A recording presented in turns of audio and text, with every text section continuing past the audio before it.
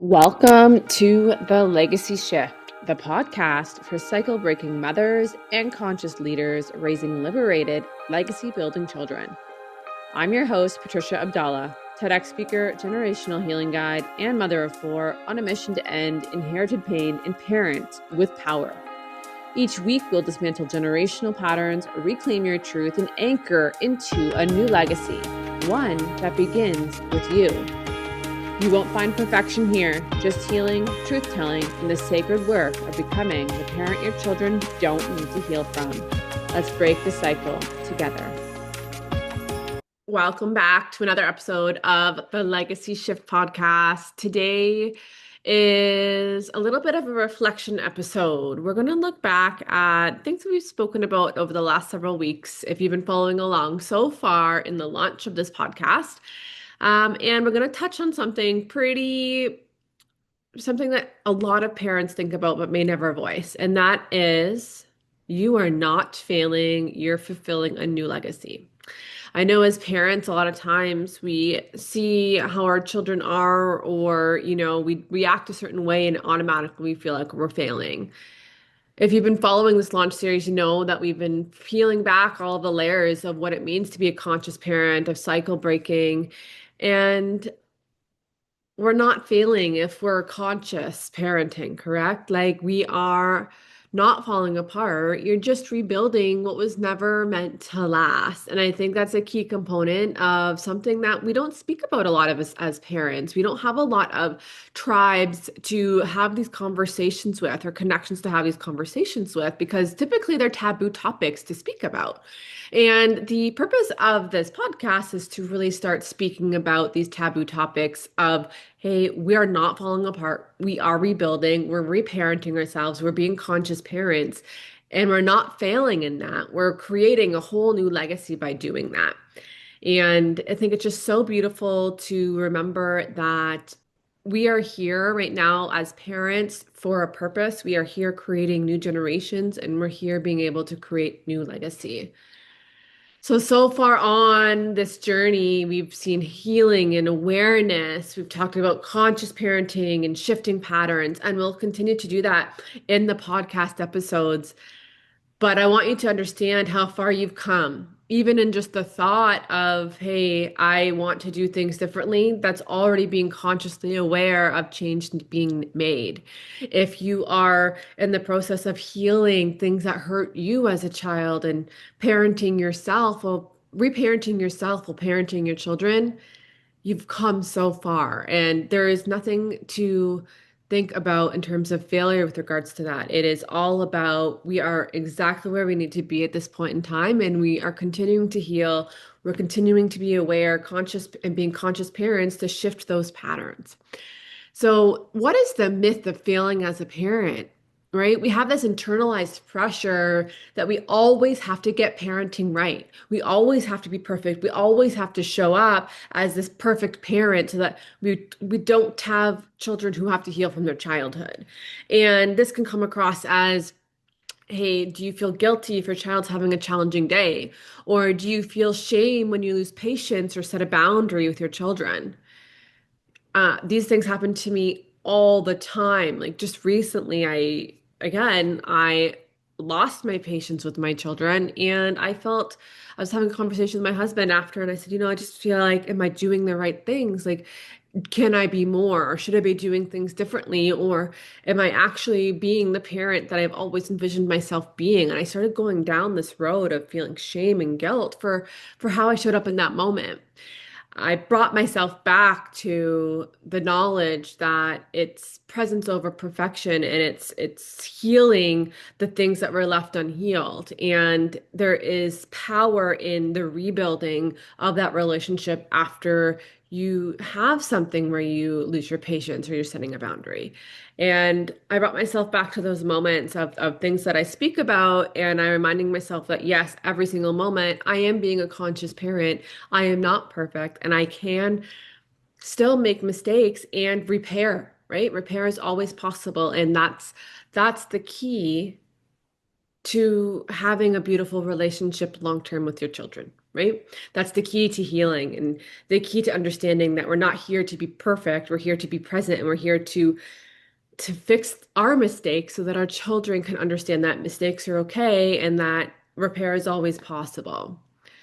So we have this internalized pressure, though, to always get parenting right. And we need to release that internalized pressure. Let's reflect a little bit on how generational patterns convince us that perfection equals love, right?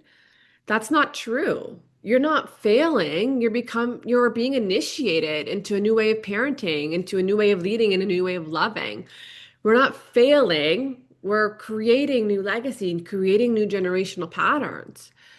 Generational patterns used to convince us that perfection equals love. Only when the house is perfect or do you feel loved. Only when you have the perfect meal is that love. Only if you're being calm 100% of the time is that love. But that's not true.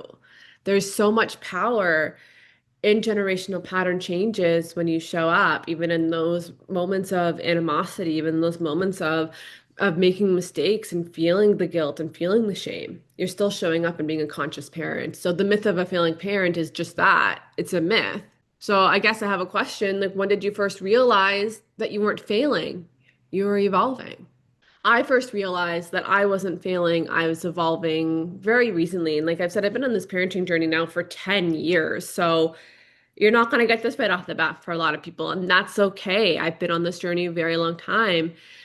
I first realized I wasn't feeling that I was evolving when I was looking at my children and I was saying to them and asking them their opinions on things. I was asking them, like, hey, how can I show up differently for you? Hey, can I have conversation with you? When I realized I didn't want to react the way that my parents reacted to situations, I really wanted to see my children for who they are, right? They're not just pieces of furniture that you have and that they're just there. No, they're human beings and they deserve to be heard and they have beautiful thoughts in their minds and they have beautiful, brains in their head. And it's just so they have amazing things to share with us. And really involved in their goals and their dreams and uplifting them and being there to support them and knowing that they have a support team. For me, this really, really became true this past summer. This past summer, we kind of were really able to slow down as a family. And as a result of that slowing down, I started seeing my children for who they are, what they were interested in. And I realized that I was never failing. I was always evolving and that I'm always a work in progress. So, what are the signs that a parent is actually in the middle of a legacy change and not collapse? It's even in those moments of adversity or challenge where you're like saying to yourself, okay, yeah, that's not how I wanted to show up. I know I can show up differently. Or it's even the thought that, I choose to parent my children differently than I was parented. I choose to change generational patterns because I know my children deserve it. It's in those thoughts that starts happening, that the parent is actually in the middle of legacy change and not collapse.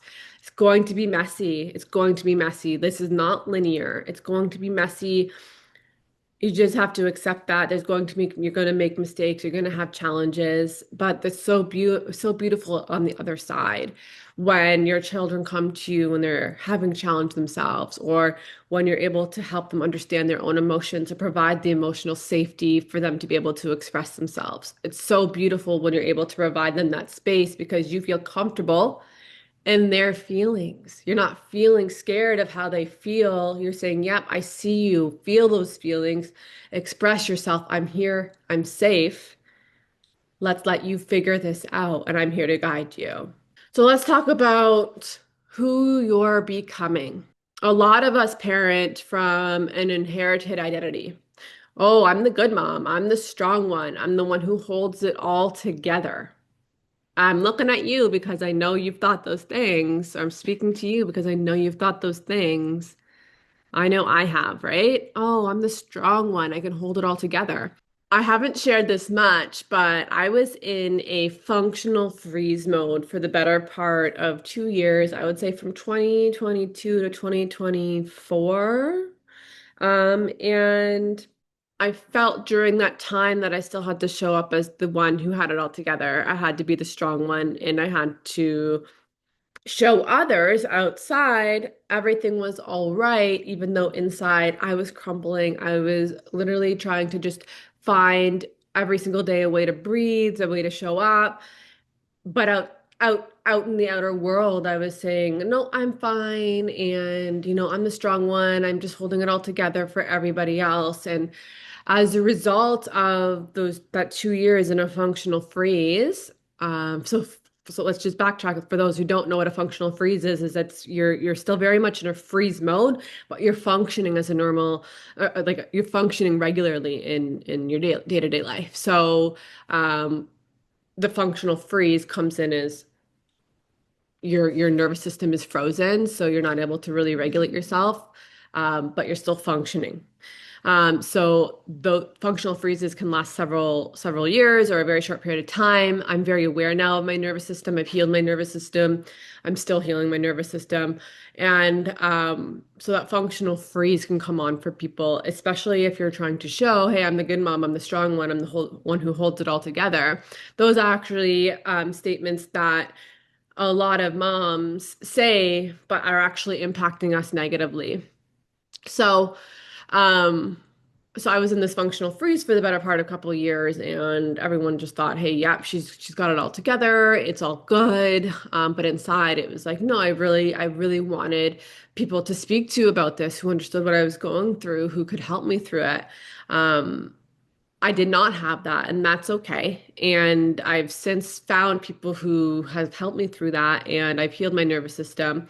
But let's explore this a little bit more because instead of that inherited identity, we can explore who am I outside of motherhood, right? What identity did I inherit from my family or culture? This is a big one.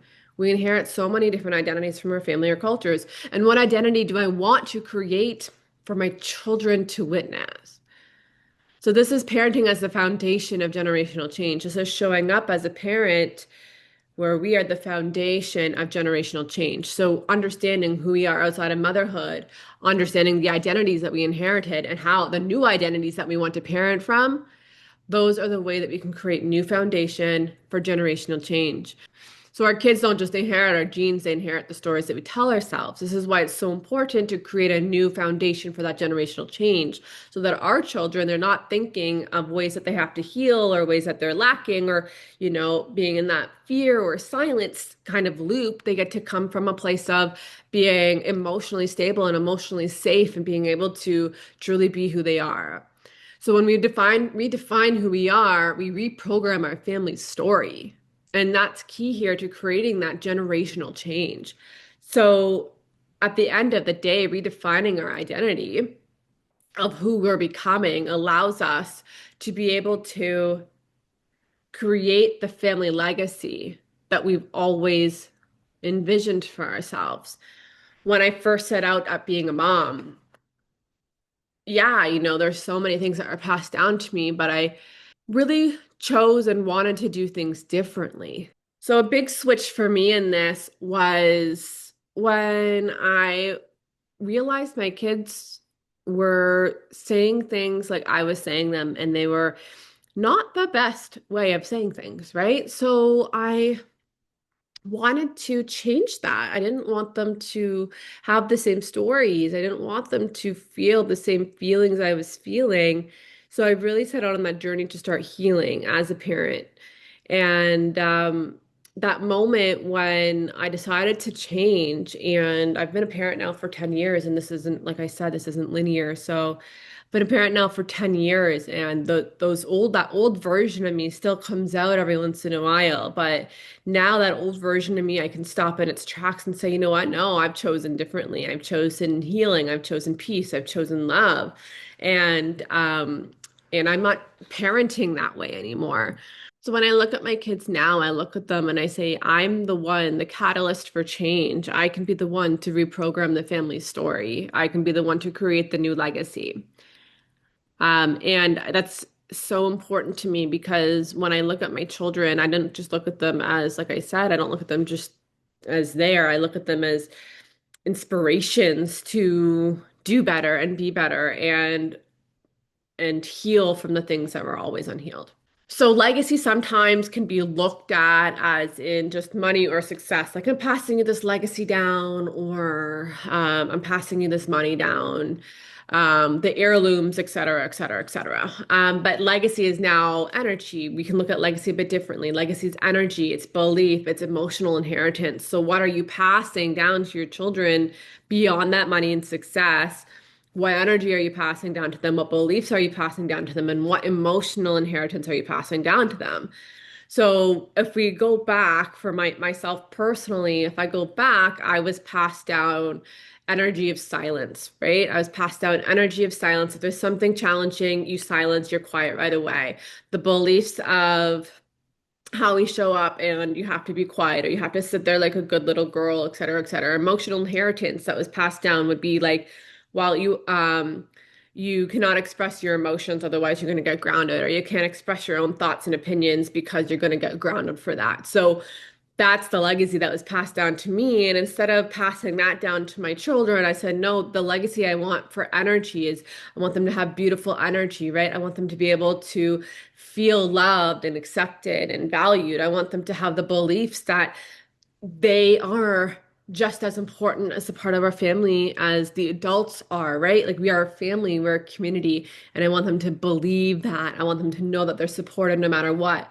I want them to know that their emotions are accepted, that they can express themselves, whether it's going to hurt somebody's feelings or not, right? I want them to express their thoughts and their feelings and their beliefs.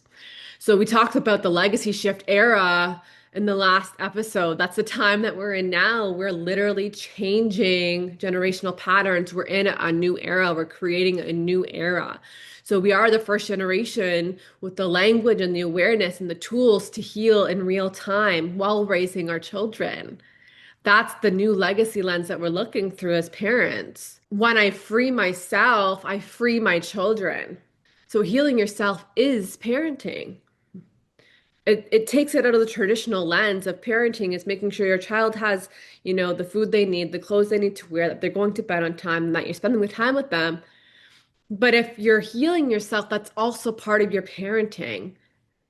When you regulate your nervous system, you're teaching them emotional safety. So when you do the things like meditation or taking a big deep breath or finding who you are outside of motherhood, that's teaching emotional safety. That's teaching them that they are safe in their emotions. I encourage you to see yourselves as your own architect of your legacy. So, not just reactors to the past, but an actual creator of your legacy. You can even have an exercise to write this down. We do this in the Legacy Reset course that I offer. So if you're interested in that, that is $111. Check that out. It's really great to reset your entire legacy and really start from new to see where you want to be and see where you want to parent from. It's really a great entry point in order to understand what legacy creation is. You get to create almost like an architect of your legacy. So let's look at that a little bit and where can we create our legacy from? And I mentioned a little bit previous, hey, we are the foundation. We're creating the foundation of generational healing. But being the foundation doesn't mean that you don't wobble, right? Foundations we think are quite strong. They're made of cement, they have no wobble. In this case, it doesn't mean that we don't wobble. It means that we're aware. The foundation allows us to be aware. It invites us to be able to understand that in every moment of parenting is a decision, it's a choice. We can either choose to repeat the past or we can make difference and change the future. Every single moment in parenting is a choice.